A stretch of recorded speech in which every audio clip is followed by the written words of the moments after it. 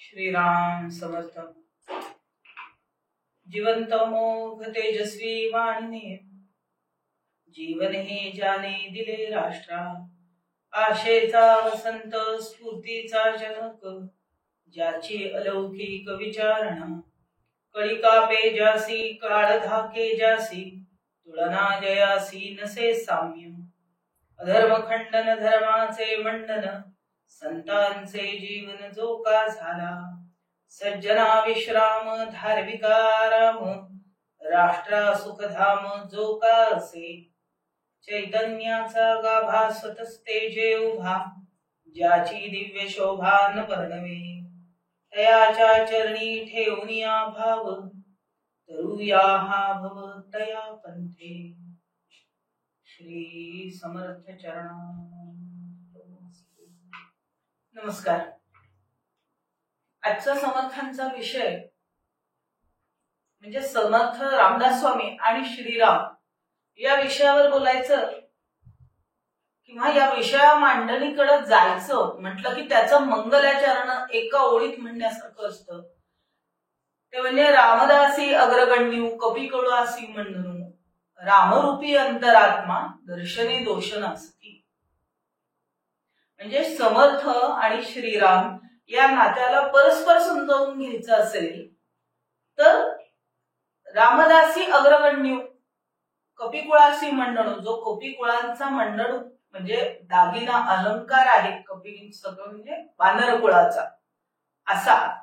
आता शब्दशः अर्थ घेतला तर हनुमंत हे वानर होते, ते महामर्कट होते आणि ते रामाच्या राम कथेमध्ये रामायणामध्ये रामाच्या आयुष्यामध्ये किती महत्वाचा रुद्रावतार होता ही पारंपरिक बाजू आहे. तत्वज्ञान म्हणून जेव्हा आपण या सगळ्या गोष्टीकडे बघू लागतो, तत्वज्ञान म्हणजे नुसतं विशेष विचार ऐकायचे असं नसतं. तत्वज्ञान म्हणजे जे मला आचरावेसे वाटतात, माझ्या आयुष्याचा तो भाग असावा वाटतो असं जेव्हा वाटायला लागतं तेव्हा ते तत्वज्ञान होतं, त्या तत्वांचं ज्ञान होतं. आता रामदासी अग्रगण्यू या तत्वज्ञानाला जगायचं असं समर्थ सांगतायत. का तर तो कपिकुळाशी मंडणू आणि रामरूपी अंतर. आता शब्दांचे अर्थ नुसते घेतले तर एक वेगळा अर्थ लागेल जो परंपरेला धरून आहे, पुराण कथेला धरून आहे, रामायणाला धरून आहे. पण जेव्हा 17व्या शतकातल्या आपल्या समर्थ रामदासांनी जो स्वतंत्र रामोपासक आणि रामाची उपासना कशी करायची तर ज्ञानमार्गी रामोपासक म्हणून ज्यांनी असा एक स्वतंत्र संप्रदाय स्वतंत्र पंथ सुरू केला आणि त्या पंथाला दिलेला संदेश आहे की रामदासी अग्रगण्यू कपिकुळासी म्हणून रामरूपी अंतरात्मा. तुमचा रामरूपी अंतरात्मा आत आहे, त्याचं दर्शन घ्या म्हणजे तुमचे दोष नसतील. बाकी लोकांचं कल्याण मागून होईल, पहिलं आपल्या कल्याण करून घ्या. जो स्वतः कल्याणमूर्ती होतो तो लोकांचं कल्याण करू शकतो. जो स्वतः दोषपूर्ण आहे तो काय लोकांचं कल्याण कोण ऐकून घेणार अशाचं. समर्थ रामदास त्यांची ऐतिहासिक बाजू, त्यांची तत्वज्ञानाची बाजू खूप मोठे विषय, किंबहुना व्याख्यानमालांचे विषय. आजच्या रामनवमीच्या रामनवरात्राच्या या पर्वणीच्या काळामध्ये जर समर्थांचं चिंतन करायचं तर समर्थांनी जगलेलं तत्व म्हणून जे राम होतं ते अनुसरायचं असेल तर ते समजून घ्यायला. नुसती शब्दरचना अरे समर्थ कसे शब्दप्रभू होते, कसं वाङ्मयावर हे कौतुक आम्ही गेली 400 वर्ष करतोय, सगळा समाज करतोय. पण तो जेव्हा अनुसरायचा तेव्हा परंपरेमध्ये समर्थांनी त्यांच्या त्या परंपरेमध्ये एक छान पाया घातलेला आहे. तो पाया अनुसरायचा. कसा अनुसरायचा, कुणी ठरवला, कुणी सांगितलं, परंपरेचे आत्ताचे लोक सांगतात म्हणून आम्ही विश्वास ठेवायचा का, असे चिकित्सक प्रश्न आता वाढत्या शिक्षणामुळं समाजाचा एक बुद्धीचा दर्जा उंचावतोय, त्यामुळे आता नुसतं श्रद्धेनं ऐकणं नाही तर प्रश्न येत आहेत आणि तेही चांगले आहेत.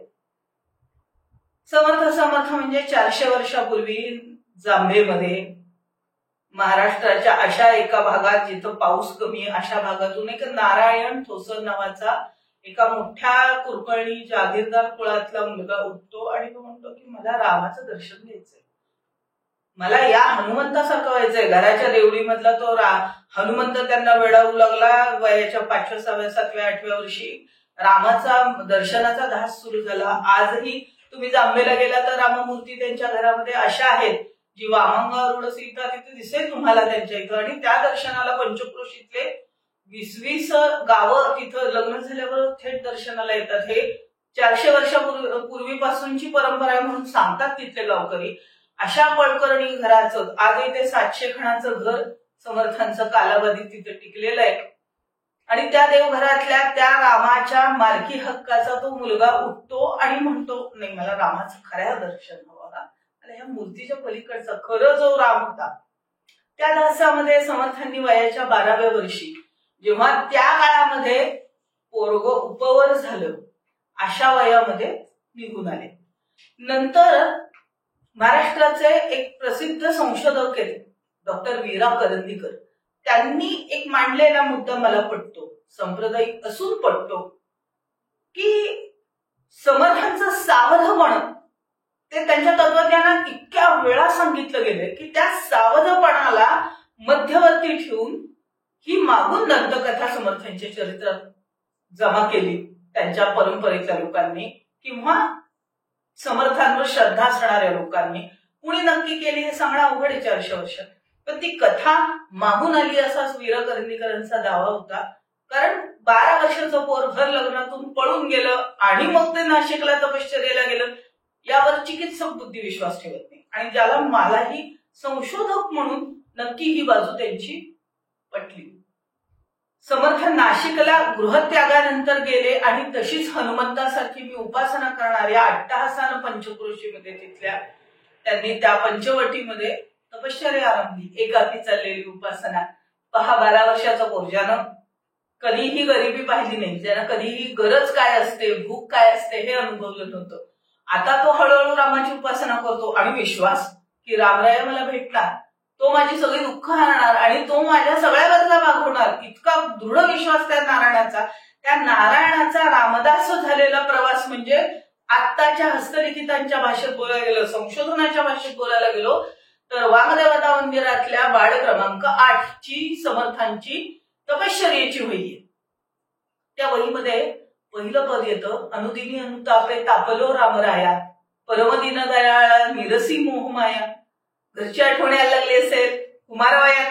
पहा, असा पहिला रचनाकार आहे जो कुमारवयात लिहितो करुणाष्टक. आणि त्याच कुमारवयामध्ये ती पाठ होतात इतर मुलांची. 400 वर्षाची परंपरा साक्षीला आहे की मला स्वतःला सांप्रदायिक शिक्षणात घातल्यावर 13-14व्या वर्षी ती पदं जवळची वाटली. दासबोधवर इतर गोष्टींचं भय होतं, पण बुद्धिधैर्य रघुनायका हे माझंही मगड मला वाटलं म्हणता. समर्थांनी लिहिताना ते वयाच्या 13व्या-14व्या वर्षी लिहिलेले, कारण त्या वही क्रमांक 8 बाळ क्रमांक 8 मध्ये समर्थांच्या ते लिहिलेले. अनुदिनी अनुतापे बुद्धिधैर्य रघुनायका असा शोधत राम, अर्थात ज्ञानोपासनेचं मार्ग ज्ञानोपासना होती. रोज समर्थ रामरायाला 14 अभिषेक करील, 11 अभिषेक करील, रामयाग घालील, कडकडून उपवास करील. या कर्मकांडांना आपण नाव ठेवत नाही होतो, वाईट म्हणत नाही आहोत. तोही एक उपासनेचा भाग असेल, आहे, परंपरेने इतके वर्ष टिकलाय म्हणजे आहे. पण समर्थांचा मार्ग वेगळा होता. समर्थांना रामाला शोधायचा मार्ग हा बुद्धी मार्ग होता, तो ज्ञान मार्ग होता. त्यामुळे त्यांनी आधी बुद्धीने मागितलं, ती बुद्धी वापरून त्यांनी पुढं त्या रामाचा शोध घेतला. तो कुमारवयापासून जेव्हा करत करत ते युवा वयापर्यंत पोहोचले आणि त्यांच्या शिष्य दलांमध्ये पहिले सामील झालेले उद्धव स्वामींचे आई बाबा. दंतकथा पुन्हा एकदा आडवी येते असं परंपरेतली की उद्धव स्वामींच्या मातोश्री सती चालल्या होत्या, कारण कुळकर्णी पंथ गेले होते आणि बाईंना मुलबाळ नाही तशाच त्या चालल्या होत्या. आणि कुठला बिचारा आता प्राण जाणारच आहे तर तिथं बसलेला संन्यासी म्हणून त्यांना नमस्कार करायला गेला आणि समर्थांनी आशीर्वाद दिला, अष्टपुत्रा सौभाग्यवती भव. बाई म्हणाल्या, योगी बुवा आशीर्वाद कुठल्या जन्माचा, या जन्म तर संपायला चाललाय. त्यांनी डोळे उघडले, म्हटले अरे अरे असं नाही होणार, हा आशीर्वाद रामानं दिलाय, माझ्या मुखातून दिला असेल पण तो रामानं दिलाय, त्यामुळे असं म्हणू नका बाई, कुठे तुमचे. म्हणून ते शवापर्यंत गेले, त्यांनी कमंडलूचं पाणी शिंपडलं आणि कुलकर्णी उठून बसले. आता हा चमत्कार परंपरेत लिहिलेला आहे. उद्धव स्वामींच्या नेमका वह्यांमध्ये त्यांच्या लेखनामध्ये का नाही, हे असे चिकित्सक प्रश्न इथं नाही, पण परंपरेनं हे कन्फर्म केलेलं आहे किंवा संशोधनाने हे पक्क केलेलं आहे की या तपश्चर्येच्या काळामध्ये समर्थांना एक चिमुकला, म्हणजे त्या बाईंना पती जिवंत झाल्यानंतर जो झालेला पहिला मुलगा आहे तो त्या बाईंनी समर्थांना अर्पण केला. पण तो कशासाठी केला? बाई हुशार होत्या, कुलकर्णी बाई. त्यांनी सांगितलं समर्था हा पहिला मुलगा तुमच्या कार्याला दिला, पण मग मला झाडाला 4 मुलं द्या, अष्टपुत्रा म्हटलं तर कमी उरलेली 7 द्या. बाईंना 9 पुत्र झाले, त्यानंतर त्यांचं आडनाव बदलून दशपुत्रे झालं. पण समर्थांना मात्र तपश्चर्या काळातच एक चिमुकला शिष्य मिळाला, तो 3-4 वर्षाचा होता. समर्थ मात्र एवढ्याशा चिमुकल्याला सुद्धा काय सांगतायत, तपश्चर्या करायची म्हणजे रघुनाथ भजने ज्ञान झाले, रघुनाथ भजने महत्व वाढले, म्हणून या तुवा पाहिजे केले आधी. हे पहिलं महत्वाचं बाबा, रघुनाथ भजन आहे त्यालाच ज्ञान मिळतं, रघुनाथ भजन आहे त्यानेच सगळं महत्व वाढतं आपलं, त्याशिवाय काहीही जगात करण्यासारखं नाहीये. आणि ज्ञान आणि भक्ती बघा, रघुनाथ भजने मला सगळं मिळालं असं म्हणत नाहीये समर्थ, मला डबल मिळालं असंही म्हणत नाहीये समर्थ. म्हणजे ज्ञान वाटलं, मला बुद्धी मिळाली. कशातून मिळाली? समर्थांना रामायणातून मिळाली. समर्थ रामरायाला जो रामायणामध्ये उपदेश करतात वशिष्ठ, त्या योग वाशिष्ठातून मिळाली, त्या अनेक ग्रंथांच्या अभ्यासातून मिळाली, पण रघुनाथ भजनाला मी लागलो त्यामुळे मला ज्ञान मिळालं, असं समर्थ त्यांच्या उद्धवाला सुद्धा शिकवतात. हे अशा मध्ये मध्ये ओव्या ना समर्थांच्या इतर वेळेला लिहिले बाळांच्या त्या कागदांमध्ये दिसतात, त्यानंतर सगळ्या एकत्रित आपल्याला दासबोधामध्ये मिळतात. पण समर्थांच्या एकूण त्या सगळ्या दासबोधाच्या ओव्यांमध्ये काय भरलेलं आहे, तर एक वेदांत पद्धतीची जीवन पद्धती, की ज्या जीवन पद्धती पूर्वी रामायणातील सगळ्या सत्पुरुषांनी अनुसरली होती. समर्थांचा जो ध्यास आहे, समर्थांचा जो संप्रदायाची शिकवण आहे, ही सर्व त्या दिशेनं दिसते. या कर्मकांडांच्या पल्याडचा राम आता शोधला पाहिजे. ज्ञानातून दिसला, पण प्रत्यक्ष केव्हा दिसणार तो ध्यास, असं म्हणतात परंपरेमध्ये की समर्थांच्या तपश्चर्येच्या शेवटी 12 वर्षानंतर समर्थांना दृष्टांत झाला आणि या सगळ्या राष्ट्रकार्याला तू लाग असं रामानं आज्ञा दिली. आता पुन्हा एकदा परंपरा, मौखिक दंतकथा या भानगडीत न जाता आपण फक्त समर्थ तिथून स्वतःची मठी स्थापन करून तिथंच बसून समर्थांनी कीर्तनकार बुवा नाही झाले, तर समर्थांना मोठं ध्येय दिसलं की तो राम आहे ना, तो फक्त आता मला पंचवटीत दिसला, पूर्वी जांभेत दिसला, येताना प्रवासात जाम ते नाशिक दिसला असेल, पण तो अजून किती पसरलाय बघा. 24 वर्षाची दृष्टी आहे, 24 वर्षाच्या युवकाची. तो जो रामशोधामध्ये निघाला त्यानं अखंड भारत पाहिला, त्यानं अखंड विश्व पाहण्याची ताकद ठेवली आणि अखंड ब्रह्मांड पैलाड वैधून त्या रामकथेला नेण्याचं स्वप्न संप्रदायाला दिलं. कारण समर्थांना लक्षात आलं की ह्या पृथ्वीला, या विश्वाला निर्माण करणारा जो परब्रह्म आहे तो सुद्धा रामरूपी आहे.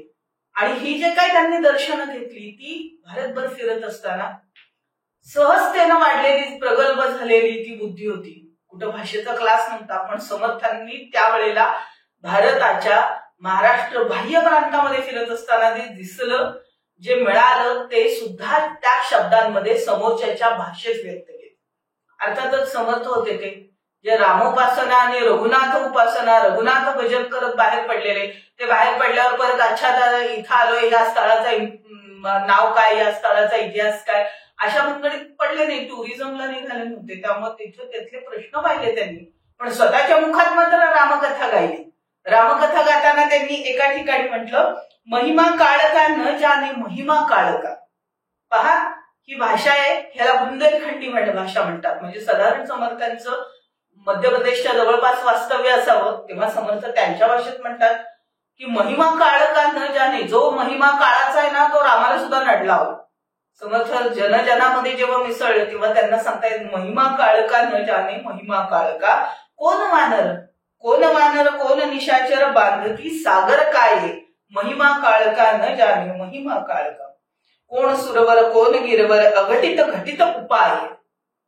बघा, कोण सुरवर आहे आणि कोण हा प्रसंगच ठरवतो, निशाचर आहे हा प्रसंग, हे समर्थ रामायणातून त्यांना मिळालेलं ज्ञान आहे.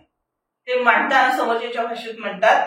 आणि मग शेवटी सांगतात की हे सगळं तुमच्या माझ्यात आहे, पण हे ठरवणारा परत राम आहे. समर्थ शेवटच्या पदात म्हणतात, त्या ओळींमध्ये म्हणतात, गुणी गुणागर नागर लीला दास सदा गुण गाये. शेवटी त्या गुणी जो आहे, समोरचा गुणी व्यक्ती आहे, त्या गुणी व्यक्तीला ओळखणारा, त्याला न्याय देणारा शेवट गुणागर, गुणांचा जो आगर आहे तोच लागतो. समोरच्यात जर गुण नसेल तो समोरच्याचा गुण कुठनं ओळखणार? त्याला तो गुण वेळेपणाच वाटणार. जर एखाद्या संगीतातला ठोक कळत नसलेला अगदी काय म्हणू आपण, रिमोट ज्याला एरियातला माणूस आला, त्याला आपण छान इथलं सवाई गंधर्वचं तिकीट काढून दिलं, तर त्याला शास्त्रीय संगीताची बाजू कळाली पाहिजे ना. नाहीतर मग काय होईल, शास्त्रीय संगीत ऐकल्यावर तो हे काय चाललंय, हा वेळेपणा काय चाललंय, असं गाणं असतं का? ह्याचं कारण ते ज्ञान आधी आत पाहिजे ना तुमच्या.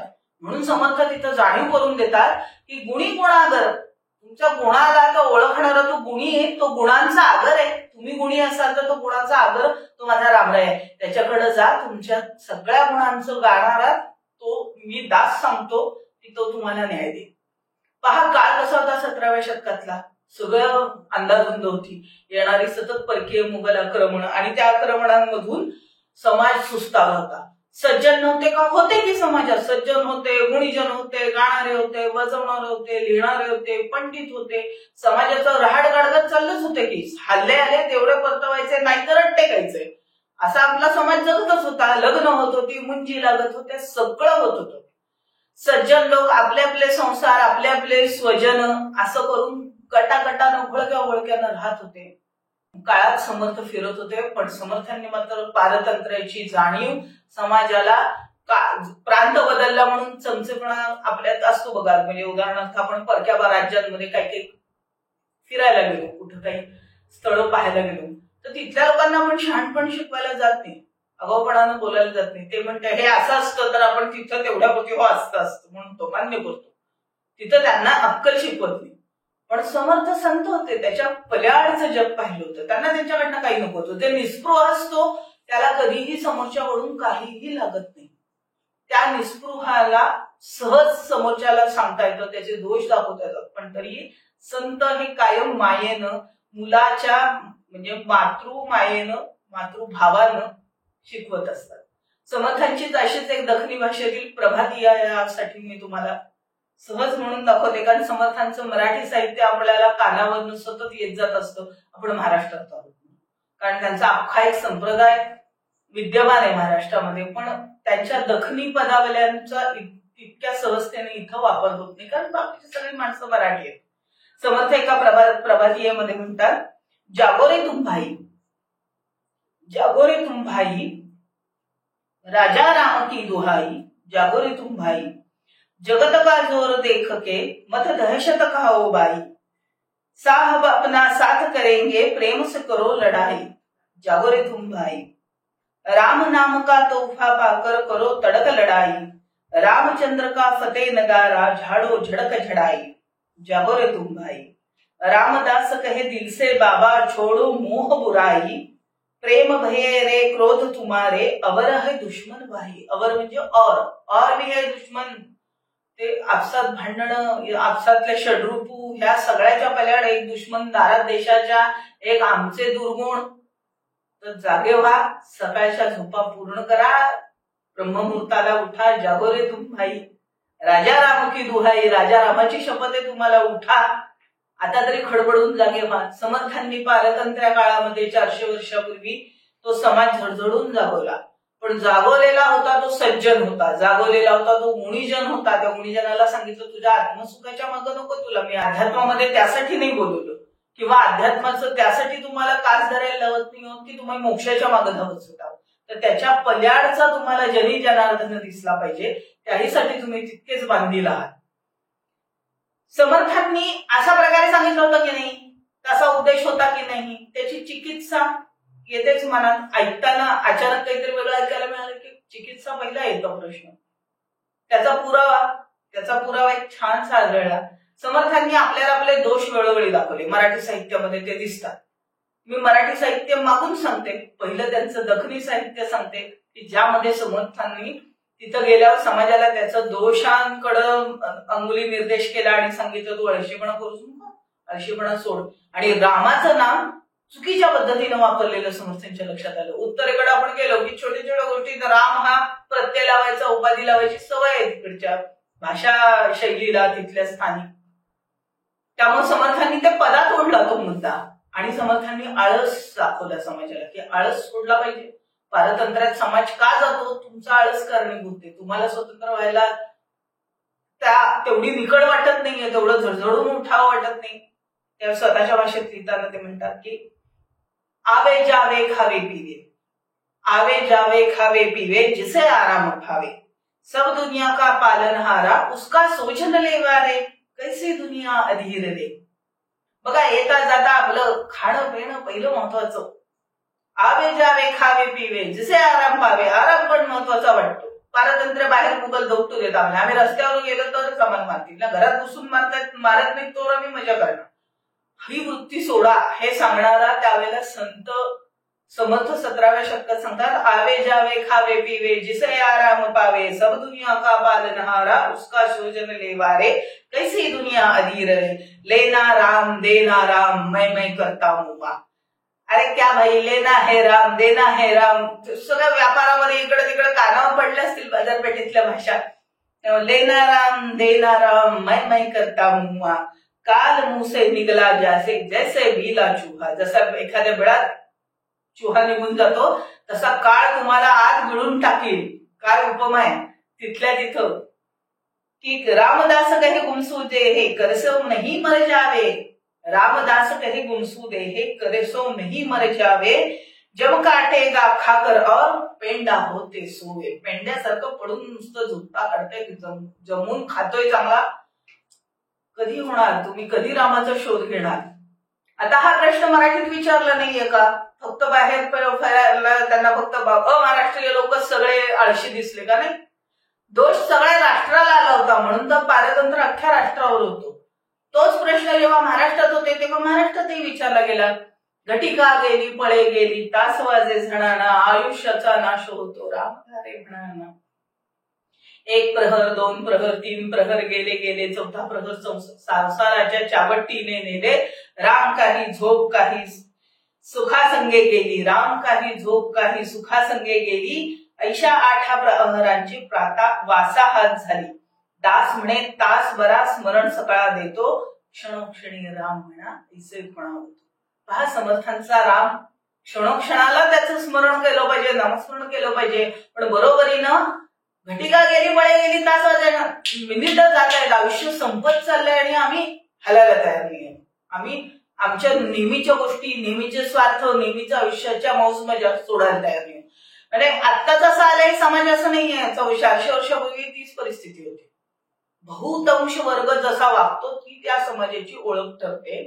त्यामुळे समर्थ सगळ्या बहुतांश वर्गालाच हलवतात आणि झळझळून हलवून सांगतायत हल्लं पाहिजे. नाहीतर कारण काय, थोडं घाबरावं लागतं. शिक्षक होते ते चांगले, संपूर्ण समाजाचे शिक्षक म्हणून उभे राहिले होते. नुसता दोष दाखवून होत नाही, तर त्याचे अपाय काय होतात ते सांगावं लागतं की त्यामुळं काय नुकसान होऊ शकेल तुझं.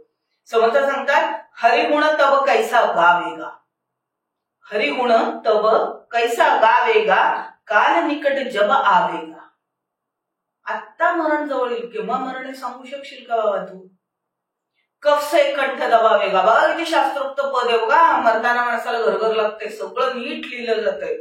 कफ से कंठ दबावेगा, श्वासन लेफावेगा, पाय पसार जब सोवेगा. आपण झोपवतो प्रत्येकाला. आसपास सब रोवेगा, सगळा सीन उभा करतायत ते. ऐसा दाव जब खेलेगा, रामदास कब होवेगा. असं जेव्हा सगळं होईल कल्याण आयुष्याचं, कल्याण म्हणजे संपून जाईल आयुष्य, तेव्हा रामदास केव्हा होणार? रामाचा दास. रामाचा दास म्हणजे काय, तर रामदास हे अग्रगण्यू ही शेवटची त्यातली पातळी समर्थ म्हणतात. पण तो रामदास व्हायचा म्हणजे काय व्हायचं, तर अग्रगण्यू रामाचा दास होणं म्हणजे ते साधन आहे, साध्य नाही. साध्य काय आहे? रामरूपी अंतरात्मा दर्शने दोषणासाठी.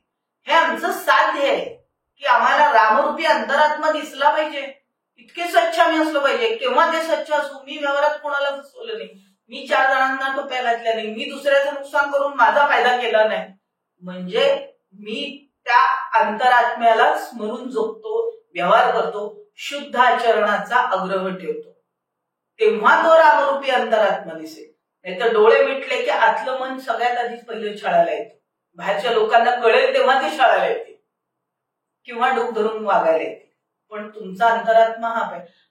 आता तो अंतरात्माही सध्या किती बिघडलेला आहे ह्या मुद्द्यावर चर्चा करण्यापेक्षा समर्थांनी जे मार्ग आखून दिला होता, आपण त्यांचा जो आखून दिलेला संप्रदायाचा पंथ आहे तो मी तुम्हाला दाखवतेय की जो तत्वज्ञानातही स्वच्छ केलेला होता त्यांनी.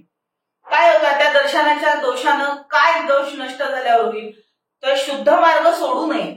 तर शुद्ध मार्ग एकदा मिळाल्यावर तिथं चालत राहणं, त्याच्यात सातत्य टिकणं, हे पुन्हा पुढचं आहे. एकदा खोटं बोलू नये, एकदा नाही मी बोलले पण दुसऱ्यांदा बोलले, पुढे गेले परत बोलले, तर तसं चालत नाही. मी कधीही खोटं बोलत नाही, तर शुद्ध मार्ग सोडू नये. दुर्जनाशी तंडू नये. दिसतोय समोरचा दुर्जन आहे त्याच्याशी भांडण करायला जायचं नाही. किती छोटे छोटे समर्थांच्या दासबोधामध्ये पाहिले ना की व्यवहारामध्ये तुमचं आयुष्य वाया न जाता उत्तम रामकार्यात लागण्यासाठी जे सुयोग्य आहे तो सगळा मार्ग समर्थांनी दाखवलेला. त्या मार्गाचा अजून एक महत्वाचा भाव होता तो म्हणजे तुमचं रामचरणी अनन्यता हवी, रघुनाथ भजनामध्ये अनन्यता हवी. पण ती अनन्यता राहणी कशी, काय आम्ही मूर्ती घेऊन फिरणार आहोत सतत, मग सगळं सिम्बॉलिझम ज्याला आजकाल म्हणतात तसं आम्ही काहीतरी वेड्यासारखं अवडंबर माजवणार आहोत का? नाही. समर्थ त्यालाही होकार देत नाही. समर्थांचा नाम हा ज्ञानरूपातला आहे. पहिला मुद्दा तो वेदांत मार्गानं समजावून घेतलेला आहे त्यांनी स्वतःच्या तपश्चर्या काळापासून. तर ते उपदेशामध्येही तसंच म्हणतात, तरी तो हरी आहे कैसा, तरी तो हरी आहे कैसा, विचार पहावाईसा, संध्येपूर्वी जगदीशा 24 नामी स्मरावे श्रीराम. 24 नामी, सहस्र नामी, अनंत नामी जो अनामी, तो कैसा आहे अंतर्यामी, विवेके ओळखावा श्रीराम. हे दासबोधातले आहेत की समर्थांनी आज सुरुवात करा, संध्येनंतर नाव घ्या. संध्येमध्ये 24 नामांमध्ये दिसेल नाही, नंतर 24 नामीचं सहस्रनामी करा. सहस्रनामीच्या पुढं मोजायचं सुटलं, इतक्या अनंत नावेळा नाव घेतलं, त्याच्या पल्याडचा तो अनामी आहे, ज्याला रूप नाही, रंग नाही, परत ब्रह्म. ते तुम्हाला जाणवतोय का? तर तुम्हाला तो हरी मिळाला, हरीचं दर्शन झालं किंवा श्रीरामाचं दर्शन झालं.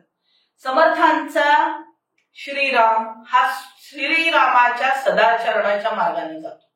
ते सात्विक गुण जितके जास्तीत जास्त आमच्यामध्ये आहेत का, मग कधी रजोगुण पण लागतात ना, नकार नाहीये समर्थांचा. हनुमंत हे आचरणाचं आमचं मुख्य आराध्य. समर्थांच्या या संप्रदायाचं पहिलं मंगलाचरण हनुमंत आमची कुळवल्ली, राम मंदपा गेली वेली, श्री राम भक्तीने फळली, रामदास या बोलीला या नावे. ह्या इथंच समर्थ सांगतात हनुमंत आमची कुळवल्ली आहे, ते आमचं पहिलं अग्रगण्य आहे. अग्रज म्हणजे थोरला, मोठा, ज्येष्ठ हनुमंत. त्याचे आम्ही धाकटे, म्हणजे आम्ही त्याच्यापेक्षा फार वेगळे असता का नाही, आम्ही त्या कपिकुळातलेच आहोत. आता तो कपिकुळ, आता पहा आम्ही काही माकडं नाही आहोत, वानर नाही आहोत, मग तो कपिकुळ आला कुठनं? राम ही जर प्रतीक कथा मांडली, रामायण ही जर प्रतीक कथा मांडली, पण समर्थांच्या तत्वज्ञानामध्ये हळूहळू घुसलो की ती प्रतीक कथा हे लक्षात येतं.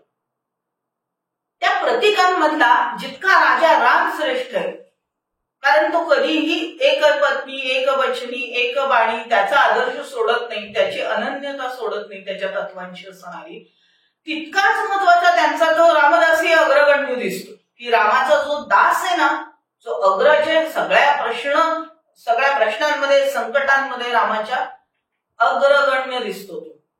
पण त्याच्या बरोबरीनं तो कपिकुळासी मंडळू हे म्हणतात. कपिकुळ म्हणजे काय, तर प्रतीक मानलं तर राजा रामाच्या सहाय्यक असणारा, तर ताकदीने, क्षमतांनी गुणवान, गुणसंपन्न अशा हनुमंताच्या बरोबर असणारी त्याची वानर सेना.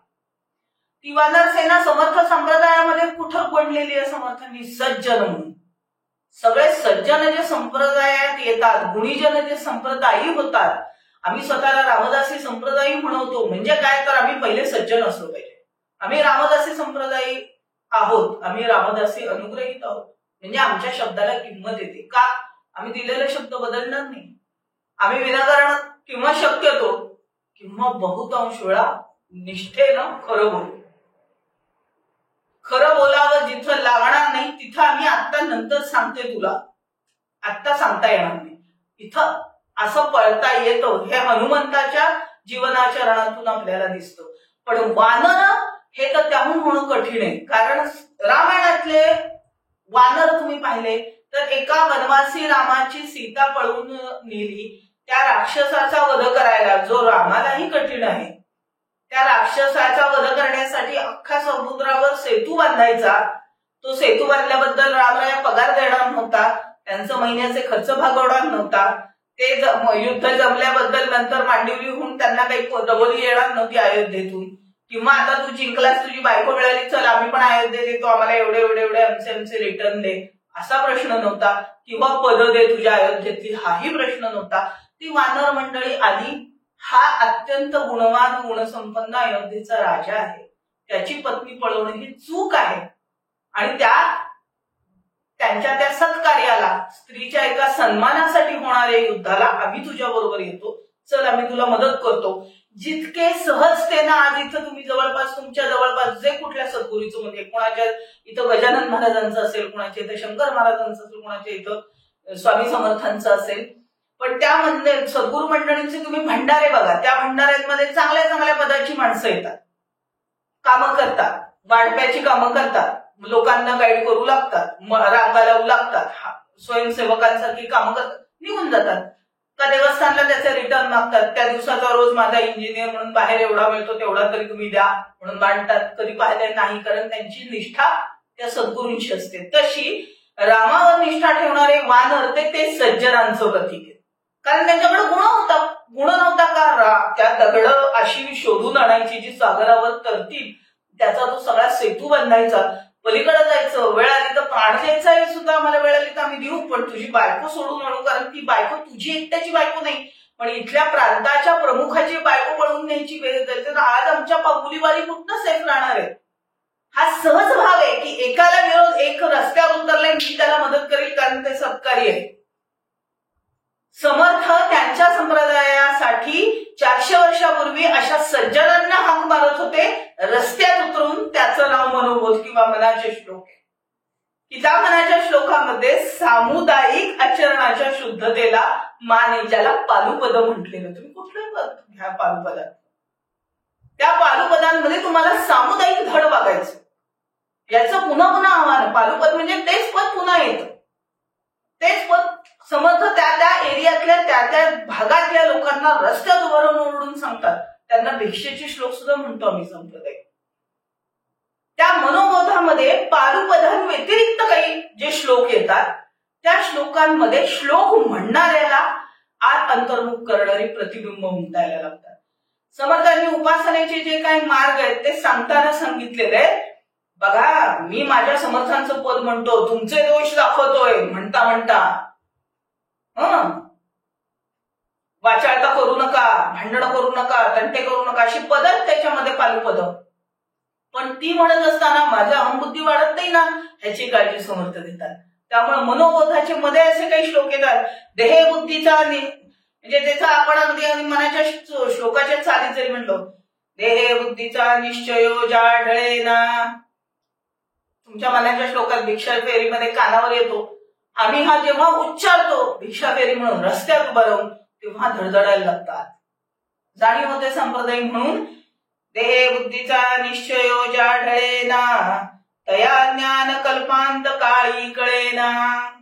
परब्रह्म ते मीपणे आकळेना, मनी शून्य ज्ञान ते मावळेना. देहबुद्धीच आमची गेली नाही. देहबुद्धी जर आम्ही प्रत्येक गोष्टीत बघत राहिलो, मी रस्त्यानं चाललोय आणि आता मी इतरळेले हिल्स घातली तरच उंच वाटते, नाहीतर नाही, बुटकी दिसते, मग आता भिक्षा फेरीला मी हिल्स घालायचे की नाही.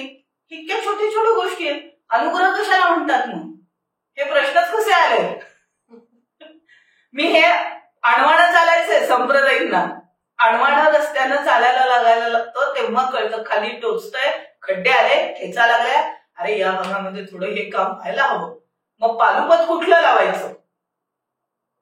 मग त्यानुसार मग मनासज्जना भक्तिपंथाची जाऊ इथं चालेल का पालुपद, का अजून दुसरं लावूया? ते त्या महंत म्हणून जो त्या भिक्षाफेरीचा प्रमुख असतो तो ठरवतो. पण बरोबरीनं समर्थ सांगतात हे तुम्ही करता म्हणजे मी महत्वाचा होत नाही, तर तुमची देहबुद्धी नष्ट व्हायला पाहिजे. त्यामुळे मध्ये मध्ये असे श्लोक आहेत जिथं गल्ल्या बदलतात. आम्ही प्रांत बदलत असताना त्या गल्ल्यांमधून जात असताना या गल्लीत ह्या पालुपद लावायचं, पण जेव्हा वळत असतो तेव्हा मधले श्लोक म्हटले जातात.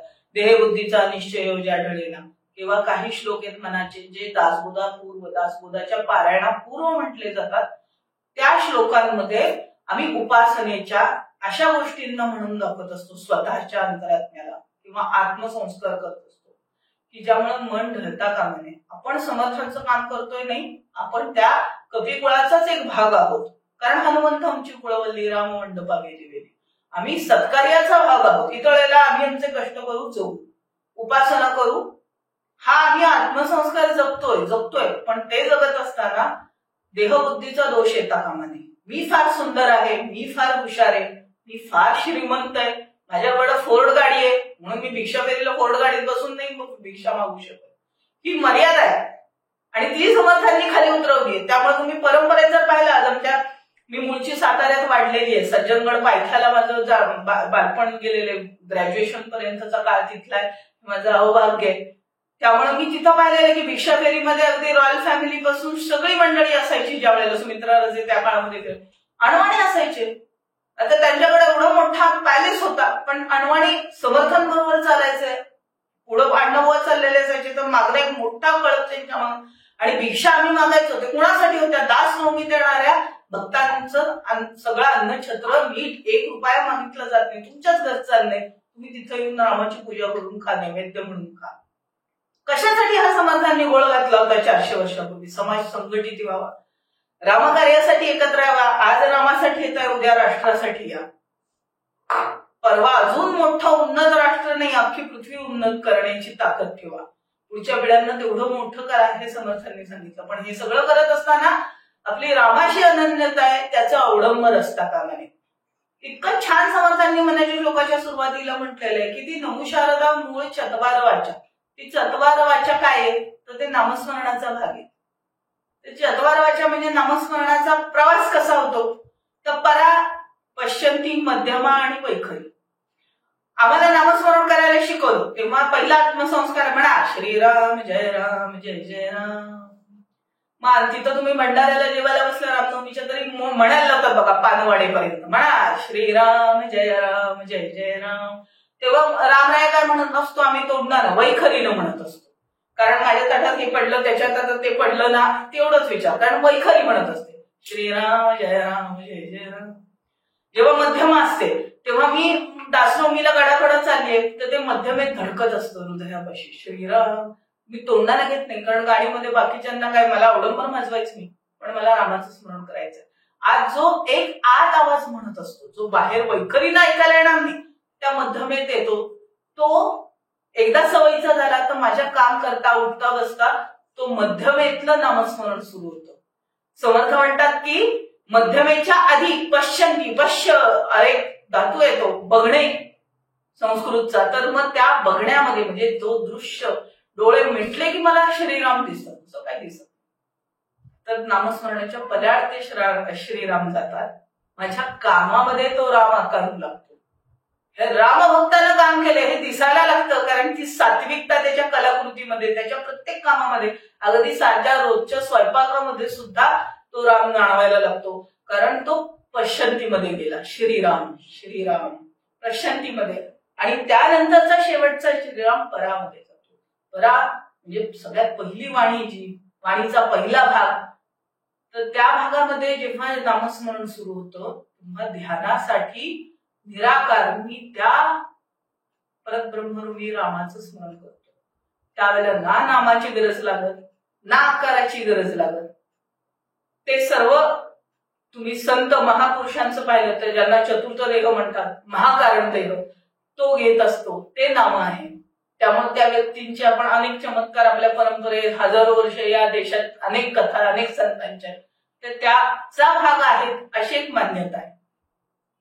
शेवटी माणसाची एक मर्यादा अशी आहे की आपण स्वतः करून पाहिल्याशिवाय, मी बर्फाच्या इथं बसून कितीही तुम्हाला कथा सांगितल्या तरी प्रत्यक्ष हिमालयात जाऊन भुरभुर बर्फ पडत असताना जो अनुभव घ्याल तो खरा. जसं मी सांगेन की नामस्मरणाचा तो प्रवास आहे की जो वैखरी मध्यमा उलटाही जातो सुलटाही जातो. पहिला सुरुवात होते तेव्हा ती वैखरीतून होते आणि नंतर प्रवास उलटा येतो तेव्हा तो परेकडनं जातो. म्हणजे आम्हाला अण्णाबुवा छान सांगायचे की आता वैखरीचा प्रवास आहे तो मध्यमेचा होईल आणि तुमचा पश्चंतीचा प्रवास हा तुम्हाला सांगावा लागणार नाही, तो लोकांना तुमच्या कामात दिसायला लागेल की हे समर्थ भक्ताचं काम आहे. हे त्यानं केलं म्हणून त्यात राम आकारलाय, जो समर्थांच्याही याच्यात कामामध्ये दिसतो, समर्थ भक्तांच्या कामामध्ये दिसतो. जसं उदाहरणार्थ रामदासी मठ हे तुम्ही कुठूनही पाहिल्यावर सहज ओळखू शकता, कारण त्यांच्या त्या ठेवण्यात अशा आहेत की त्याच्यात रामोत्सव व्हायचे, हे व्हायचे, त्या दृष्टीने ते बांधकाम केली, हवेल्याने उभे केले. त्याच्यामध्ये कार्यानुसार ती वास्तू असते. तसं कार्य तुमच्यातून असं घडतं की ते तुमची पश्चंतीमध्ये गेलेलं नामस्मरण दाखवतं. समर्थांचा राम कसा होता हा विषय मला जेव्हा उज्ज्वल ताईंनी दिला तेव्हा सांगताना खूप विस्तृत आयाम होता त्याचा. मला एका व्याख्यानामध्ये तो जमेल असं वाटत नव्हतं, कारण व्याख्यान मालेचा विषय समर्थांचा राम म्हणजे. पण तरीही याच्या समारोपाकडे येताना मी तुम्हाला सांगेन समर्थांचा राम कसा होता. सदा सर्वदा राम सन्निध आहे, सदा सर्वदा राम सन्निध आहे, मना सद्यना सत्य शोधून बाहे, अखंडित भेटी रघुराज योगू, मना सांडी रे मीपणाचा वियोगू. तुमच्या मनामध्ये जोपर्यंत मीपणा आहे तो त्या रामाचं दर्शन कुठं होणार, सन्निध तुझ्याच आहे. समर्थांचा तो निश्चित जो राम आहे कुठल्या अर्थाने, कारण सरळ साधा भाव आहे. त्यांनी इतक्या लहान वयामध्ये पंचवटीमध्ये जाऊन प्रॅक्टिकल ज्याला आपण म्हणतो अनुभवातून शिकला होता. कारण आज वांगदेवता मंदिरानं गेल्या 10 वर्षामध्ये 10 खंड रामायणाचे प्रसिद्ध केले. का हो, समर्थांनी स्वतःचं वेगळं मंदिर टाकून तिथं हे करून पंचायत स्थापून त्याच्या 10 पूजा 50 रामयाग आणि त्याचं एवढं मोठं कर्मकांड नाही उभारलं, तर रामायण अखंड एक टाकी लिहून काढलं. कुठला तरी बघून एखाद्या सज्जनाचा लिहिला असेल, काहींचे दावे असेल की नाही ते पाठ करून लिहिलं होतं. मी संशोधक आहे त्यामुळे मी काही निश्चित दावा करणार नाही, पण समर्थांनी एक हस्तलिखित रामायण लिहिलेले 1700 पानं वांगदेवतेकडे आताच संशोधन मंडळाकडे आहे. त्या रामायणामधून समर्थ काय शिकले की वाल्याचा वाल्मिकी होत असताना त्यानं कुठलाही रामयाग घातला नव्हता, त्यानं कुठलंही कर्मकांड अभिषेक या गोष्टींना मी नकारात्मक घेत नाही. हे पहिलं तुम्ही ऐकताना लक्षात घ्या. या गोष्टी असतील आवश्यक, त्या आहेत, त्या प्राथमिक आहेत, पण त्याच्या पलीकडचा समर्थांना राम दिसतो तो ज्ञानमार्गातून येतो आणि त्या ज्ञानमार्गाची सुरुवात समर्थ कुठेतरी नामस्मरणाशी जोडतात. त्या सन्निध असणाऱ्या रामाला गाठायचं कसं, तर त्या शारदेच्या वाचा आहेत त्या वाचेत नामस्मरण चतवार वाचेत जातं, तेव्हा गमुपंथ आनंद या राघवाचा. त्या राघवाच्या अनंत पंथाकडे तुम्ही चालायला लागलेले आहात, पण त्या चतवार वाचत नामस्मरण जाईल तेव्हा.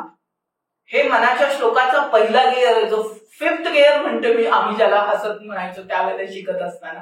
कारण पहिल्या श्लोकावरच आमच्या अख्ख्या गणीचा तो संपूर्ण शिबिराचा वर्ग राहिला की तो एक वर्ग 4 दिवसाचा असायचा, सुट्ट्या जोडून घ्यायचेच अण्णाबुवा, आणि आम्ही सगळे युवा गटात होतो.